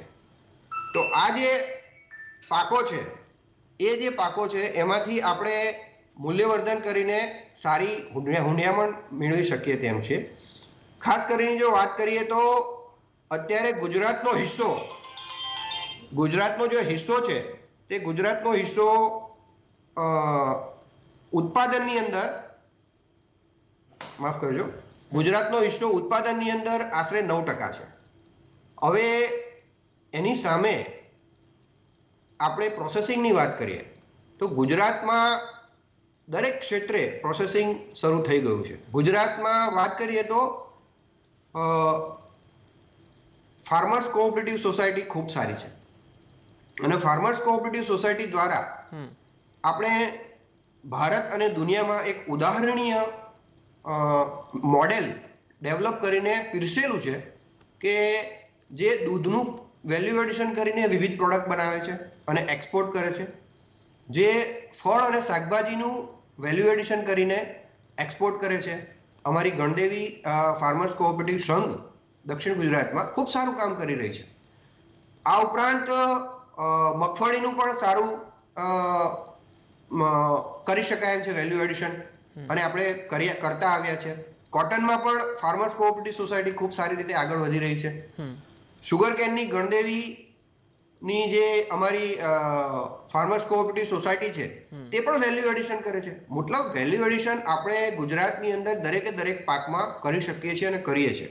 હવે વાત રહી વેલ્યુ એડિશન કરવાનું શું કારણ છે, તો જે વિકસિત દેશો છે, વિકાસશીલ દેશો છે, જેને આપણે નામ કહીએ ખેતીવાડીમાં, કે જે ઇઝરાયલ છે, બરાબર, ઓસ્ટ્રેલિયા છે, એવા જે દેશો છે એ દેશોમાં જે મૂલ્યવર્ધનનું પ્રમાણ છે એ 60%થી ઉપર છે. એટલે કે જો 100 કિલો ઉત્પાદન કરે છે તો એમાંથી 60 કિલો એ લોકો મૂલ્યવર્ધન પદાર્થમાં પરિવર્તિત કરી નાખે છે. જ્યારે આપણા દેશમાં હજી 2.4 એટલે કે 3%, એટલે કે 100 કિલો એ 3% જ ઉત્પાદનનું મૂલ્યવર્ધન થાય છે. અને એવું નથી કે આપણે એને નથી કરી શકતા, આપણે કરી શકીશું. અત્યારે ગુજરાતની અંદર આશરે જો ગુજરાત પર્ટિક્યુલરની વાત કરીએ તો અંદાજિત એક 3.5 થી 4% કૃષિ પેદાશોનું મૂલ્યવર્ધન થઈ શકતું હશે. તો આ રીતે જે વાત કરીએ છીએ એમાં મૂલ્યવર્ધન એ ખૂબ મહત્વનો ફાળો ભજવે છે. અને ખેડૂતોની જે આવક બમણી કરવાની વાત કરવામાં આવશે ત્યારે મૂલ્યવર્ધન જ એક એવી વસ્તુ હશે કે જેને કારણે આપણે ખેડૂતોને માર્કેટમાં સારો ભાવ આપી શકીશું. અત્યારે ગુજરાતમાંથી ટિંડોળા, મરચા, પછી કારેલા, પરવર, બીટરૂટ અથવા તો એલિફન્ટ ફ્રૂટ એટલે કે રતાળુ અને સુરણ, આવા શાકભાજી આપણે દેશના વિવિધ રાજ્યોમાં તેમજ આપણે ગલ્ફ કન્ટ્રીમાં, યુરોપિયન કન્ટ્રીઝમાં, કેનેડામાં, ઓસ્ટ્રેલિયામાં, વિવિધ દેશોમાં આપણે નિકાસ કરીએ છીએ. તો એક સારો એક અભિગમ છે કે ભાઈ આપણા રાજ્યમાંથી આપણે નિકાસ કરી શકીએ છીએ. સામે જોઈએ તો ફળ અને શાકભાજીની વાત કરીએ તો કેરીમાંથી 30 થી 40% ઉત્પાદ આપણે વિવિધ દેશોમાં આપણે નિકાસ કરીએ છીએ. એનું મુખ્ય કારણ શક્ય બન્યું તો એનું મુખ્ય કારણ છે પ્રસંસ્કરણ એટલે કે વેલ્યુ એડિશન. કેરીમાંથી આપણે અથાણા, પલ્પ, જામ, પાપડ, આમચૂર પાવડર આ બધું એક્સપોર્ટ કરીએ છીએ. ચીકુમાંથી ચીકુની સૂકવેલી ચિપ્સ પણ આપણે એક્સપોર્ટ કરીએ છીએ. પપૈયામાંથી જામ, તૂટી ફૂટી, જેલી આપણે એક્સપોર્ટ કરીએ છીએ. જમરૂકમાંથી પણ આ રીતે એક્સપોર્ટ કરીએ છીએ. પરંતુ હજી આપણે આપણો જે મુખ્ય પાક છે કેળા, તો કેળાને આપણે વેફર્સ સુધી જ પહોંચી શક્યા છે. કેળામાંથી કેળાની મૂલ્યવર્ધન પ્રોડ્યુસ બનાવી અને એને વેચાણ કરી શક્યા નથી. એની સામે આપણે કેળાની વાત કરીએ તો ટોટલ પ્રોડક્ટ ફેક્ટર પ્રોડક્ટિવિટી અમારા ઓનરેબલ વાઇસ ચાન્સેલર ઝીણાભાઈ સાહેબ એવું કહે છે કે ભાઈ આ દુનિયામાં ભગવાને આપેલી કોઈ પણ વસ્તુ એ વેસ્ટ નથી હોતી. એટલે આપણને ખબર નથી કે એમાંથી શું મૂલ્યવર્ધન કરીને કઈ વસ્તુ વેલ્યુ એડેડ પ્રોડક્ટ બનાવી શકીએ. દાખલા તરીકે નવસારી કૃષિ યુનિવર્સિટીએ કેળાના થડમાંથી મૂલ્યવર્ધિત પદાર્થ બનાવીને ફાઈબર વાળી કેન્ડી બનાવી છે. આ ઉપરાંત કેળાના થડના રસમાંથી અમે એમાં વિવિધ ન્યુટ્રિટિવ વેલ્યુ એડેડ કરી અને એમાંથી બાયો ફર્ટિલાઇઝર ને એ પ્રકારની પ્રોડ્યુસ બનાવી. બિલકુલ, એટલે આપણે આ વેલ્યુ એડિશનના મહત્વને સમજવાની જરૂર છે. એટલું જ નહીં, ખેડૂતોએ પણ આ વેલ્યુ એડિશનને અપનાવવાની જરૂર છે જો વધુ ઉત્પાદન લેવું હોય તો. દર્શક મિત્રોને જણાવી દઈએ છે કે આ વેલ્યુ એડિશનની ખૂબ જ ઇમ્પોર્ટન્ટ માહિતી આપને અપાઈ રહી છે. જગદીશ પ્રસાદ અને પરાગ પંડ્યા બંને આપણી સાથે અહીંયા જોડાયેલા જ છે. આપણે એક નાનકડા બ્રેક બાદ પાછા ફરીશું ત્યારે વાત કરીશું કે મૂલ્યવર્ધનમાં સરકારની કોઈ મદદ મળી શકે કે કેમ. નાનકડા બ્રેક બાદ.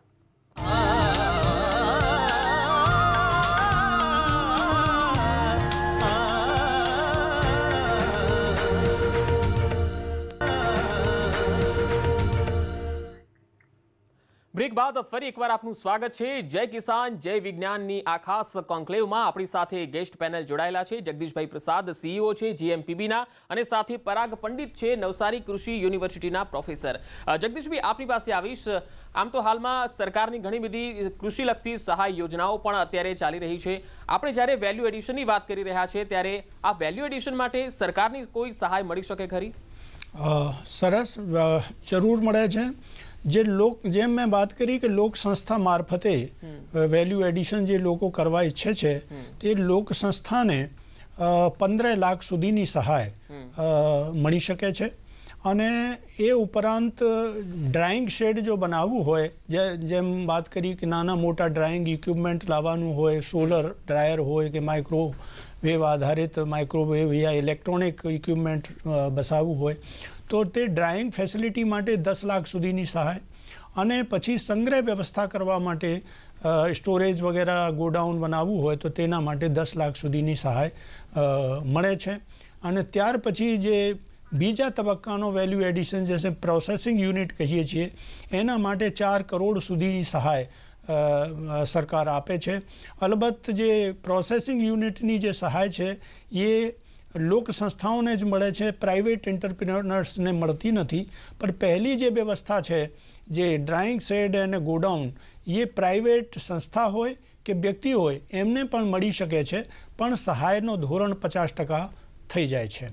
અને એ ઉપરાંત જેમ આપ જાણો છો કે વેલ્યુ એડિશનમાં એટલે કે ગુણવત્તા સુધારવાનો બી એક એલિમેન્ટ હોય છે. એટલે જો સજીવ ખેતી કરવી હોય તો તેના માટે 50 હેક્ટેરનો અગર પ્લોટ જે છે સજીવ ખેતી માટેનો સર્ટિફિકેશન માટે જો કોશિશ કરવામાં આવે તો તેના માટે પણ 5 લાખ સુધીની સહાય સરકારશ્રી તરફથી મળી શકે તેમ છે. બિલકુલ, આ ખૂબ જ ઇમ્પોર્ટન્ટ માહિતી આપે આપી. હવે પરાગભાઈ, એક ખાસ સવાલ મારે આપને એ પૂછવો છે જે ખેડૂતો માટે ખૂબ ઉપયોગી પણ રહેશે. હાલમાં મુખ્ય માર્કેટ વેલ્યુ એડિશન માટેનું કયું કહી શકાય અને ખેડૂતો એ માટે કેટલા જાગૃત છે? માર્કેટની વાત કરીએ તો આમાં તો એમ કહી શકાય કે હવે ગ્લોબલાઇઝેશન પછી આ દુનિયા તમારા નાનકડા ટચુકડા ફોનની અંદર આવી ગઈ છે ગ્લોબલાઇઝેશન પછી. અને ખાસ કરીને જ્યારે ટેકનોલોજીની વાત કરીએ તો તમે જોઈ શકો છો કે આપણે નાસિકની દ્રાક્ષનું બોક્સ તમે કેરલામાં મંગાવી શકો છો અને રત્નાગીરી આફૂસનું નાનું અમથું બોક્સ તમે કલકત્તામાં પણ કોઈ પણ ખૂણે બેઠા બેઠા મંગાવી શકો છો. તો એનાથી સાબિત તો એ થાય છે કે ભાઈ તમારે પ્રયત્ન કરવાની જરૂર છે, ટેકનોલોજી તમારી પાસે છે. હવે આપણું ઇન્ફ્રાસ્ટ્રક્ચર જે અમે વાતો કરતા હતા જ્યારે હું 15 વર્ષ પહેલાંની કે થોડા સમય પહેલાંની વાતો કરતો હતો કે ભાઈ આપણી પાસે ઇન્ફ્રાસ્ટ્રક્ચર બરાબર નથી, રોડ નથી, રસ્તા નથી, એ કનેક્ટિવિટી નથી. પણ હવે આ પરિસ્થિતિ બદલાઈ ગઈ છે, પરિસ્થિતિ કમ્પ્લીટ બદલાઈ ગઈ છે, ચેન્જ થઈ ગઈ છે. હવે આપણો દેશ જેને કહેવાય કે ઇન્ફ્રાસ્ટ્રક્ચર બાબતે પછી તે સોફ્ટ ઇન્ફ્રાસ્ટ્રક્ચર હોય કે પછી હાર્ડ ઇન્ફ્રાસ્ટ્રક્ચર હોય. અત્યારે રેલવેની કનેક્ટિવિટી ખૂબ સારી હતી જ ભારતની, અત્યારે ઘણી સારી થઈ છે, સર્વિસીસ સારી થઈ છે, કુરિયર સર્વિસીસ, અત્યારે પ્રાઇવેટ સેક્ટરનું ઇન્વેસ્ટમેન્ટ પણ ઘણું સારું થયું છે. મોબાઈલ એપ્લિકેશન્સ હવે એવા સરસ થઈ ગયા છે કે તમે એમાં તમારું પ્રોડક્ટ અપલોડ કરીને ઉપયોગ કરી શકો. તો હવે ખેડૂતો માટેની જો માર્કેટિંગની વાત કરીએ તો સૌથી પહેલી વાત અમારા નવસારી યુનિવર્સિટીની કરું તો નવસારી યુનિવર્સિટીના કૃષિ વિજ્ઞાન કેન્દ્ર નવસારી દ્વારા ઓર્ગેનિક ખેડૂતો, જિલ્લામાં રહેતા ઓર્ગેનિક ખેડૂતો માટે એક બુધવારે અને અમુક સમય અમુક વારે ડાયરેક્ટ, જેને કહેવાય કે ખેડૂતો ડાયરેક્ટ પોતાનો વેપાર ઉપભોક્તાઓને કરી શકે તેવી વ્યવસ્થા કરવામાં આવી છે. બિલકુલ. તો આ એક શું કહેવાય ડાયરેક્ટ માર્કેટિંગનો એપ્રોચ છે. એનો મતલબ એ થયો કે હવે માર્કેટિંગ માટે આવા બધા પ્રયત્નો કરી શકાય. તમે જોયું હશે કે નવા યુવાનો કે જે ભલે આઈટી સેક્ટરમાં છે કે કોઈ મિકેનિકલ સેક્ટરમાં, કોઈ પણ સેક્ટરમાં છે, તેઓ નવા સ્ટાર્ટઅપ લઈને આવે છે. અને બધા સ્ટાર્ટઅપ એગ્રીકલ્ચર માર્કેટિંગ, મોટાભાગના સ્ટાર્ટઅપ અત્યાર સુધી જો હું વાત કરીએ તો 70% સ્ટાર્ટઅપ છે એ એગ્રીકલ્ચર માર્કેટિંગને લગતા છે. બિલકુલ, બરાબર. કારણ કે એમાં એ લોકોને દેખાય છે કે વસ્તુ ઓછા ભાવે મળે છે ને તમે સારા ભાવે વેચી શકો છો. તો આમાં વિન વિન સિચ્યુએશન પેદા કરીને ખેડૂતોને લાભ થાય અને ઉપભોક્તાને પણ લાભ થાય, સારી ગુણવત્તા ત્વરિત મળી જાય, એ આખી એનો શું કહેવાય ઉદ્દેશ છે માર્કેટિંગનો. જી બિલકુલ. પરાગભાઈ અને જગદીશભાઈ, આપણે આ સમયના અભાવે આ ચર્ચાને અહીં જ અટકાવીએ છીએ. જગદીશભાઈ અને પરાગભાઈ, આ બંને અમારી સાથે જોડાયા અને ખેડૂતોને વેલ્યુ એડિશનને લઈને ખૂબ સુંદર માહિતી આપી છે. આ બંનેનો ખૂબ ખૂબ આભાર. તો મિત્રો, કૃષિ તજજ્ઞો પાસેથી આપણે ખેતીને વધુ સમૃદ્ધ બનાવવાની માહિતી મેળવી. આશા રાખીએ કે આજની આ કોન્ક્લેવની ચર્ચાથી આપને ખેતી વિષયક ઉપયોગી માહિતી મળી હશે. ખેતી ક્ષેત્રની 3 બાબતોની આપણે વિસ્તૃત ચર્ચા કરી, પરંતુ ખેતીમાં ટેકનોલોજીથી ક્રાંતિ લાવનારા પ્રગતિશીલ ખેડૂતોનું સન્માન પણ કરીશું. આ કાર્યક્રમ આજે બપોરે 3:30 કલાકે જોવાનું ચૂકશો નહીં. જય કિસાન, જય વિજ્ઞાન. Associate sponsor Saras detergent cake. નમસ્કાર.